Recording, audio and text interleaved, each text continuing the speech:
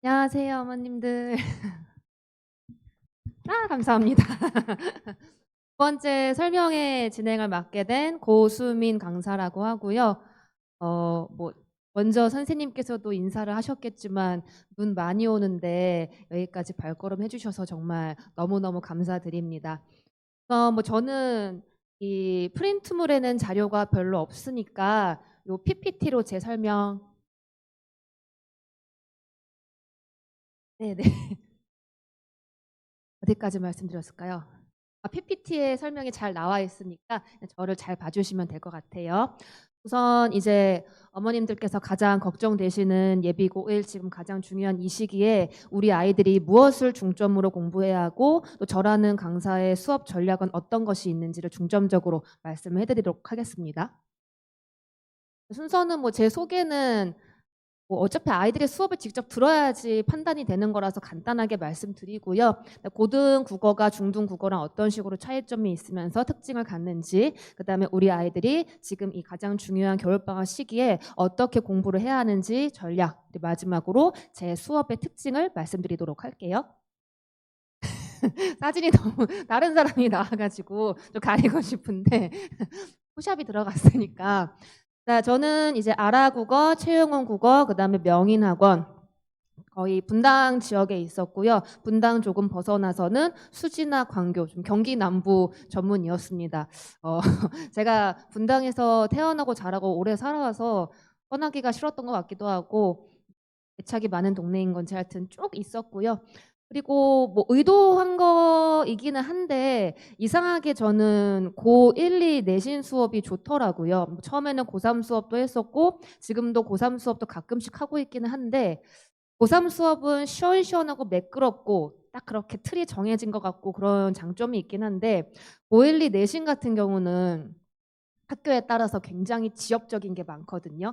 특히 제가 제일 좋아하는 학교가 개원예고인데 딱 시험지를 받으면 PTSD가 와요. 되게 변태적으로 어렵게 되는데 그걸 파고들고 연구하는 게 너무 재밌더라고요. 그래서 저는 고1, 2 내신 위주로, 물론 수능을 안 한 거는 아니고 거의 담당 경력 10년 차 된 전문가라고 보시면 될 것 같습니다. 고3을 못해서가 아니고 제가 좋아서 택한 거라는 걸 알아주세요. 자, 그러면은 그다음 뭐 하나 추가로 말씀드리면은 여기 계신 분들 부원장님이나 실장님들께서 이런 학원들은 실장님의 파워가 세잖아요. 그분들께서 저를 추천하시고 소개해 주셔서 다른 학원으로 가는 그런 유형입니다. 인정받고서 입소문으로 저는 항상 이직을 했던 강사라는 점 어필을 드리고요. 여기까지 해도 되겠죠? 네. 자, 그다음에 제 수업 스타일은 뭐 제가 네이밍을 하는 센스가 없어서 그냥 제 이름을 따서 국어의 고수라고 프로그래밍을 이름은 지었고요. 뭐 수업 같은 경우 제가 제일 자신 있는 거는 기본적으로 외모와는 어울리지 않게 연구하는 걸 되게 좋아해요. 아까 말씀드렸다시피 파고드는 걸 좋아해서 선생님들이 이제 다른 쌤들도 놀랄 정도로 집요하게 수업을 연구하는 편이에요. 지금도 다른 쌤들 자료, 다른 쌤들 강의 최소 대여섯 번, 대여섯 자료 다 다운받고 영상 듣고 해서 계속해서 파고들어서 연구하는 타입이고요. 그렇게 여러 가지, 특히 문학 같은 경우는 의견이 다양하잖아요. 다양한 의견이나 어떤 정보들을 수렴해서 짜깁기를 해서 노트에 정리하고 그다음에 본문에 정리하고 그거를 딱 아이들이 보게 정리해서 수업을 하고 나눠주면은 아이들이 이 선생님은 그렇게 안 생겼는데 제가 성실한 외모는 아니거든요. 그래서 이렇게 철저하게 연구해서 나한테 수업 자료를 주다니 항상 듣는 피드백이 그거예요. 선생님의 그 연구의 노력은 정말 어디 따라갈 수 없을 것 같아요. 그건 정말 자부하고요. 그다음에 두 번째는 좀 케이스 바이 케이스인데 저랑 코드가 맞으면은 제가 엄청 좀 까봅니다. 그래서 수업이 항상 이제 하하호호 하는 수업이 있다 보니까 좀 옆에 계신 다른 분들께서 어떤 분은 뭐 고쌤 강의는 항상 파이팅 넘치네요 라고 좀 시끄럽다고 하기도 하는데 쓸데없는 말로 시끄러운 게 아니라 수업하는 자체에 제가 신이 나서 제가 좀 더위를 많이 타는데 수업하다 보면 겨울에도 막 땀 나고 땀이 많이 나요. 그렇게 막 방방방 열정적으로 수업을 하다 보니까 아이들도 호응을 잘해줘서 좀 시끄럽다라는 소리도 들을 때도 있긴 합니다. 항상 그런 건 아니긴 한데 어쨌든 좀 케미가 좋아가지고 제가 즐겁게 수업을 하는 타입이고요. 그다음에 뭐 세 번째는 첫 번째랑 같은 맥락이긴 한데 파고들고 하는 걸 좋아하다 보니까 되게 꼼꼼하게 섬세하게 가르치는 거 하나로 정평이 또 나 있고요. 그래서 다른 학원에서 온 아이들이 선생님 수업 진짜 꼼꼼하대요라는 소문 듣고 왔어요라는 얘기를 많이 해요. 뭐 재밌다는 소문은 잘 안 나더라고요. 자, 그다음에 뭐 경력이 길다 보니까 자료는 당연히 많이 있겠죠. 근데 자료가 무조건 많은 게 중요한 게 아니라 어느 학교 또 어떤 아이에게 어떤 자료가 맞는지, 물론 수업 시간 자체에는 공통된 자료가 나가겠지만 클리닉 때는 아이와 저의 1대1 시간이니까 그 아이에게 맞는 자료를 엄선해서 나가야겠죠. 아이들별로 다 필요한 게 수준이 다르니까. 마지막으로 관리. 뭐 아무래도 단과 학원인 만큼 클리닉이 맨날 있지는 않겠지만 그래도 최대한 제가 출근하는 날 아이들 불러서 관리를 하고, 또 클리닉이라고 하는 거는 결국 그 아이가 놓치고 있는 게 무엇인지, 그 아이의 키워줄 수 있는 강점이 무엇인지를 확인해야 하는 시간이니까 이 시간을 정말 제가 잘 에너지를 쏟아 부어야 돼요. 최대한 이 아이가 이 선지를 왜 택했을까, 이 보기에서 왜 이런 생각을 했을까, 그 사고력을 좀 검증하는 시간을 갖도록 하거든요. 그건 이따 뒤에 가서 좀 더 말씀드릴게요.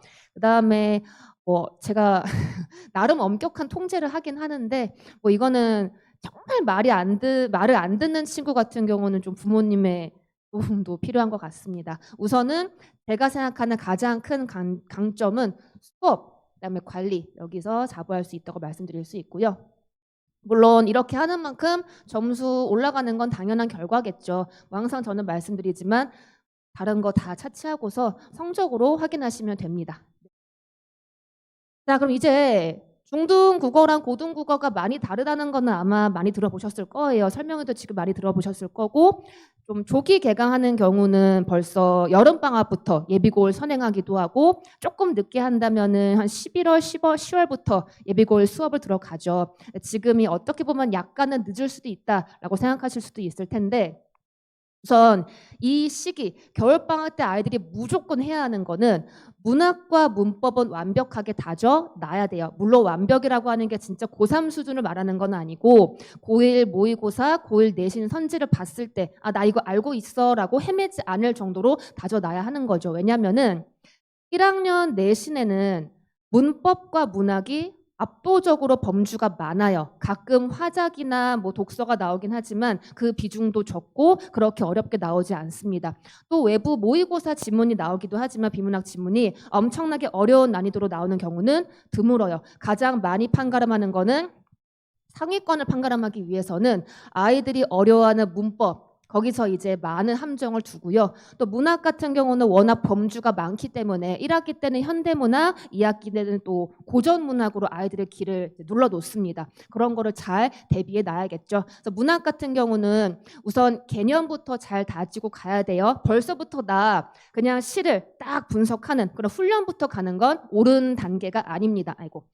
시상 전개 방식이라든가 표현상의 특징, 정서와 태도 등 암기할 게 문학도 많아요. 그런데 이런 거를 유연하게 이해한다는 것은 용어가 바뀌어요. 그러니까 내신 같은 경우에는 용어를 가지고 장난을 친다는 거죠.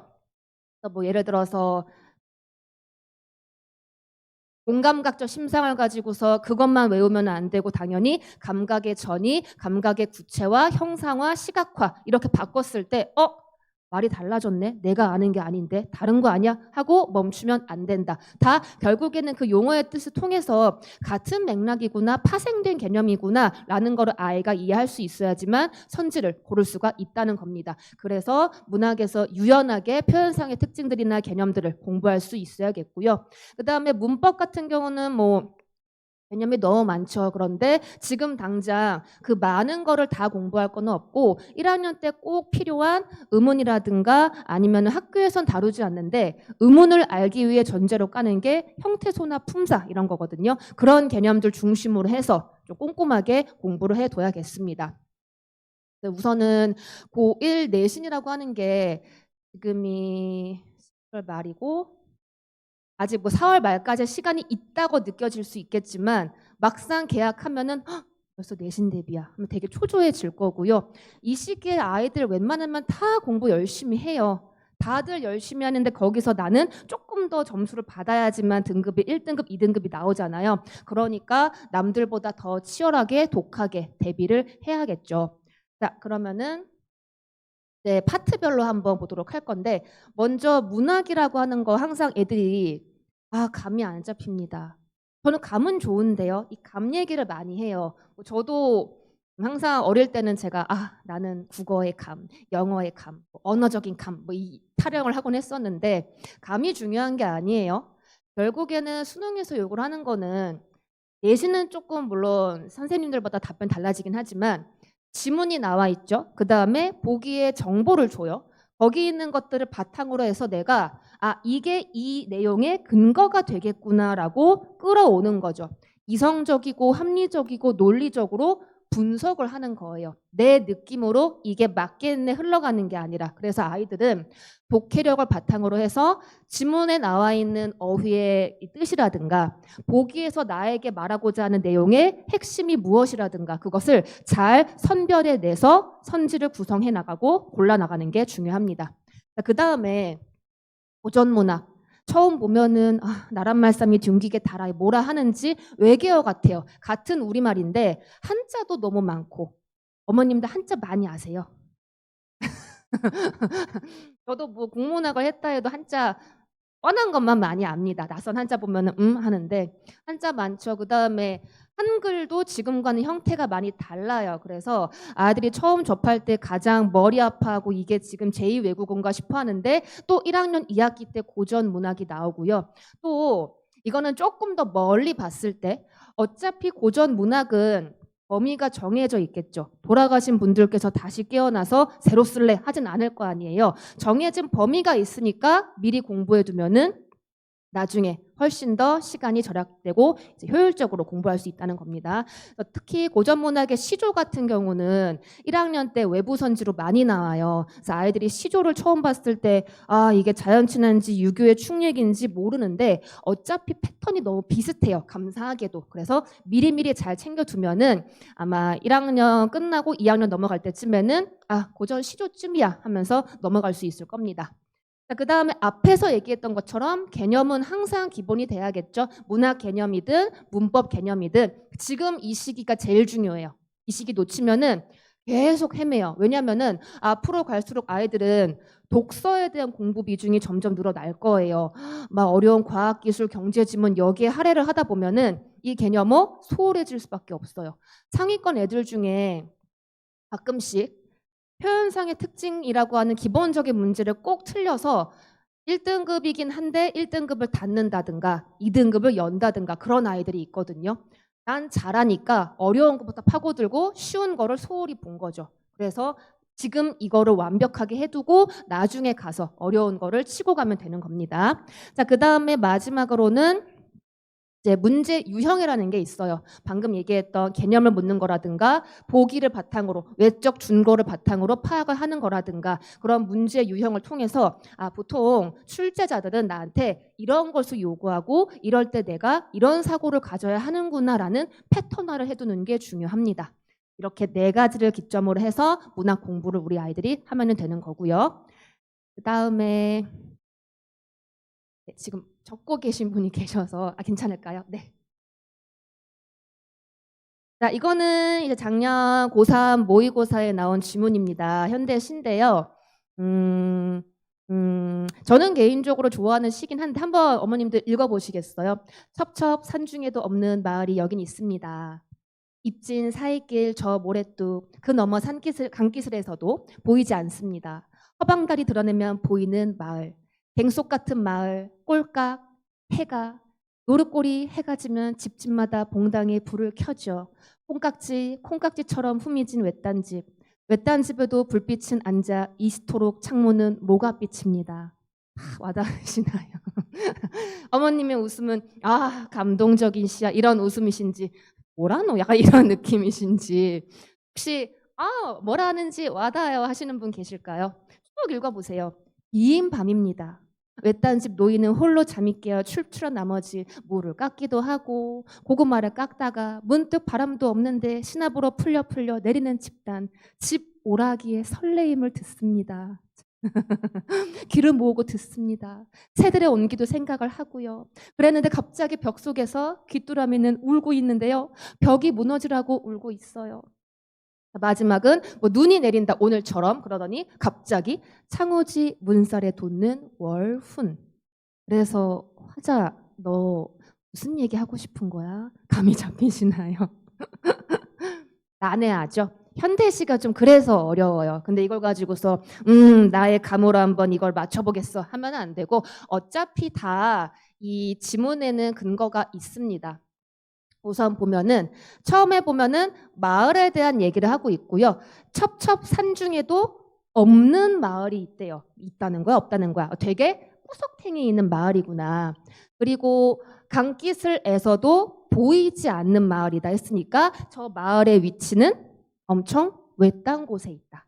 그 정도 아이들이 근거를 보고서 파악하면 되는 겁니다. 그럼 외딴 마을에 있는 사람은 신나는 인싸일까요? 외롭겠죠. 뒤에 보시면 할아버지 하는 게 할아버지 이 편견이에요. 왜냐면은 노인이라고만 나와 있거든요. 근데 왜 저는 할아버지가 떠올랐는지 죄송합니다. 노인분이 되게 외로운 게 느껴지시나요? 혼자 물을 깎기도 하고 고구마를 깎기도 하고 외로우니까 지푸라기가 바스락 바스락 하는데 혹시 누가 온 거 아니야? 누군가 나에게 온 거 아닐까? 하면서 그런 기대를 하고 있는 거죠. 인간적인 온정을 그리워하고 있는 거예요. 이런 것들을 바탕으로 해서 결국에는 외딴 집에 계시는 노인의 어떤 외로운 마음을 월울이라고 하는 거는 그 달물이라고 해서 달의 그 겉에 지는 희미한 빛을 얘기를 해요. 그 빛을 떠올랐을 때 뭔가 아련하지 않으세요? 너무 감상적인 걸 요구하고 있나요? 그런 감상적인 달빛이 아련한 풍경과 외딴 마을에 있는 외로운 노인의 모습이 잘 어울리고 있죠. 그런 시랍니다. 아름다운 시인가요? 모르겠네요. 자, 그래서 어쨌든 현대시라고 하는 거 지금은 제가 수업 시간이 아니니까 그냥 좀 간단하게 말씀을 드렸지만 지문에 나와 있는 시어를 바탕으로 해서 그래서 외로운 노인이야, 그래서 노인은 이러고 있는 거야를 명확하게 알려줄 거예요. 그러니까 아이들은 이 어휘를 가지고 서술어를 가지고서 시를 분석하는 훈련을 하게 되는 겁니다. 방금 나온 지문에 대해서 이렇게 보기에 외적 준거가 나와 있어요. 보기에 보면은 왜 이렇게 글씨가 흐리죠? 죄송해요. 자, 둘째 줄 보시면 향토적인 전경 속에서 낯설게 느껴지는 일상에 감각적으로 집중하는 노인을 통해 향토적인 풍경 아까 모가빛 창문, 막 콩깍지 이런 거 있었거든요. 점점 사라져가는 것들에 대한 관심 보여주고 있고 노인의 삶이 마주한 깊은 정적, 엄청 고요한 분위기였죠. 그 속에 울음소리를 통해 뭐를 인간의 쓸쓸함을 고조하고 있어. 이 보기만 봐도 이 시가 어떤 얘기인지 우리는 충분히 이해할 수 있는 거죠. 그래서 모의고사라고 하는 거는 알려줍니다. 내가 다 정보 주잖아. 너는 이것만 가지고 판단하면 돼. 근데 아이들이 그냥 보기 대충 읽고 내 감만 가지고서 엉뚱한 선지를 골라요. 절대 그러면 안 되는 겁니다. 이 문제 같은 경우에도 이 보기를 통해서 충분히 답을 골라낼 수 있다. 지금 답은 4번인데 그 새들의 온기를 숨을 죽이고 있는 부분을 일상을 자연스럽게 받아들인다라고 했지만 여기 보시면 좀 낯설게 느껴지는 일상이라고 나와 있죠. 그래서 이게 아닌 거다. 뭐 이렇게 연결하는 훈련을 또 할 겁니다. 자, 이제 이거는 모의고사에는 복합 갈래라고 해서 고전 시가 나오기도 하고요. 지금 잘렸는데 가와 나와 다 세 지문이 있어요. 일단 정보가 너무 많죠. 내가 이거 언제 다 읽고 앉아 있어. 그런 부담감도 있을 거고 다는 현대 수필이에요. 그러니까 갈래별 특징을 내가 명확하게 알고 있어야 하는구나. 여기 나온 문제는 제가 잘랐네요. 표현상의 특징을 공통적으로 찾는 문제예요. 그러면은 이 세 개에 다 역설법이 있는지 서리적 표현이 있는지를 빠르게 캐치를 해야겠죠. 지금 봐서는 막막해 보이지만 표현상의 특징을 내가 정확하게 아까 말씀드렸던 개념어를 정확하게 숙지하면은 요거 찾는 찾는 것도 나중에 가서는 어렵지 않게 됩니다. 생각보다 어렵지 않은 문제인데 아이들이 개념어를 소홀히 해서 자꾸 그런 거를 틀리는 거거든요. 그러니까 일단은 방대한 지문에 두려움을 갖지 말고 내가 잘 알고 있는 개념을 가지고서 차근차근 접근해 나가자라는 자신감을 심어주는 게 중요합니다. 자, 이제 1학년 내신을 판가름할 문법이에요. 문법 개념을 들어보면은 하나하나 따로 들을 때는 그냥 조금 머리가 아프긴 한데 들을만 할 수도 있어요. 근데 개념이 하나가 나오지가 않아요. 그게 쌓이다 보면은 이게 함수야 2차 방정식이야 너무 머리가 아플 텐데 그냥 내가 어떻게든 문법 점수 잘 받을 거라는 욕심으로 막 하면 안 돼요. 하나 완벽히 이해했어. 애들이 게임 하듯이 완벽하게 하고 깨고 넘어가야 하는 겁니다. 그리고 더 중요한 거는 문학은 우선 문제 적용을 지금 당장 우선시하지는 않지만 물론 해야겠죠. 문법은 특히나 문제 적용을 해야 돼요. 수학, 과학도 내가 공식 외우고 오케이 잘 외웠어 끝나지 않죠. 문제 적용을 통해서 이런 식으로 내가 문제에 활용할 수 있는 개념이구나라는 걸 자꾸 연습을 하셔야 돼요. 그래서 만약에 우리 아이가 문법을 좀 잘한다. 이 정도면은 실력이 우수하다 싶으면은 얘는 당장 고1, 고2, 고3 난이도를 막 올려가셔도 돼요. 다른 거는 아니긴 한데. 마지막으로 그게 이 얘기입니다. 문법은 잘한다는 전제 하에 앞서가면 좋아요. 그럼 미리미리 조금 내가 어려운 고난도 문제도 풀어보고 해가지고 시간을 효율적으로 쓸 수 있는 거죠. 그게 아니라면 절대 욕심 부리지 말고 우선은 내가 하나의 개념이라도 완벽하게 알겠다 하는 일념으로 공부를 해야 합니다. 자, 예시 문제가 나왔는데 오답률이 한 6위 정도 됐던 2020년 모의고사고요. 전체 문제 45문제 중에 6위 정도 됐던 그런 문제예요. 지금 보기 1에서는 합성 명사란 어쩌고 저쩌고 하고 보기 2에서는 그 예시가 나와 있고요. 그러니까 우리 아이들이 단어에서 합성 명사에 대해서 정확하게 이해하고 있는가? 그런데 선지를 보니까 관형사와 명사가 결합한 합성 명사다. 그러니까 품사까지 다 제대로 알고 있어야 하는 거죠. 단순히 어떤 방식으로 합성을 했는지만 알면 안 되고요. 얘는 답은 우선 2번인데 굵은 소금 같은 경우는 굵다가 동사가 아니라 형용사라서 그래서 형용사의 활용형과라고 하는 것. 그러니까 어떻게 결과적으로 굵은 소금이니까 합성 명사야 이것만 봤으면은 틀릴 수 있는 문제겠죠. 그래서 꼭 품사까지도 같이 기반을 잘 닦아두어야 하는구나. 자, 이제 마지막으로 독서 같은 경우는 지금은 비중을 너무 크게 두지 않았으면 좋겠어요. 당장 우리 아이들 독해력이 부족한데 독서 위주로 공부해야 하는 거 아닙니까? 뭐든지 결과적으로는 독해가 기반인데요. 독해가 기반이긴 하지만 지금 겨울방학 시기의 핵심은 어차피 내신 비중 중요하고 지금 아이들이 1학년 1학기 중간 끝나자마자 저는 정시로 갈게요 라고 한다 해도 내신 놓을 수 없잖아요. 그래서 또 내신 대비가 이제 2달씩 거의 진행이 되거든요. 그럼 1년에 8달은 내신을 함께 하기 때문에 그래서 지금은 내신의 비중을 더 두시는 게 맞습니다. 아이들의 수준에 맞는 문제를 푸세요. 고1 지문은 그렇게 수준이 좋지는 않아요. 근데 그렇다고 해서 우리 아이가 8분 내에 이 지문 다 맞지도 않는데 수준 좋은 고2, 고3으로 넘어가는 건 옳은 방법이 아닙니다. 일단은 고1 지문 완벽하게 마스터하고 그 다음에 넘어가셔야 돼요. 그리고 독서 습관은 저마다 달라요. 저는 제 독서 습관을 아이들에게 가르치지 않아요. 저는 ADHD에 가까울 만큼 되게 산만하거든요. 그래서 글을 읽다 보면은 눈은 내려가는데 왜 머리에 내용은 안 들어올 때가 되게 많아요. 저 같은 경우는 어쩔 수 없이 저의 산만함을 잡기 위해서 항상 펜으로 다 그어야 되거든요. 근데 저는 국어를 잘하니까 다 그어도 기억이 남아서. 근데 이건 아이들에게 절대 좋은 방법이 아닙니다. 어머님들 다이어트 해보셨어요? 황제 다이어트, 원푸드 다이어트 다양한 게 있지만 우리 모두에게 맞던가요? 아니죠. 자기에게 맞는 방법을 찾아야 해요. 그거는 제가 클리닉 때 이 아이는 이 방법이 맞겠다. 이 아이는 이게 안 맞겠다. 다 판가름을 해줄 겁니다. 이제 독서 지문인데요. 제가 말씀드리고 싶은 거는 1학년 지문이긴 한데 경제 지문 아이들이 어려워해요. 유동성이 뭔지, 그다음에 금리와 이런 뭐 물가의 관계가 어떤지 이런 거를 지금 당장 배경 지식까지 공부하라고 권장하고 싶지는 않습니다. 그런데 어쨌든 중등부에 비해서 훨씬 더 난이도가 있는 이 지문이 나온다는 거 아이들이 미리 알고 차근차근 대비를 할 필요가 있겠죠. 마찬가지로 보기, 어떤 외적인 상황을 사례를 통해서 지문에 있는 걸 적용할 수 있는가 하는 문제가 나왔고요.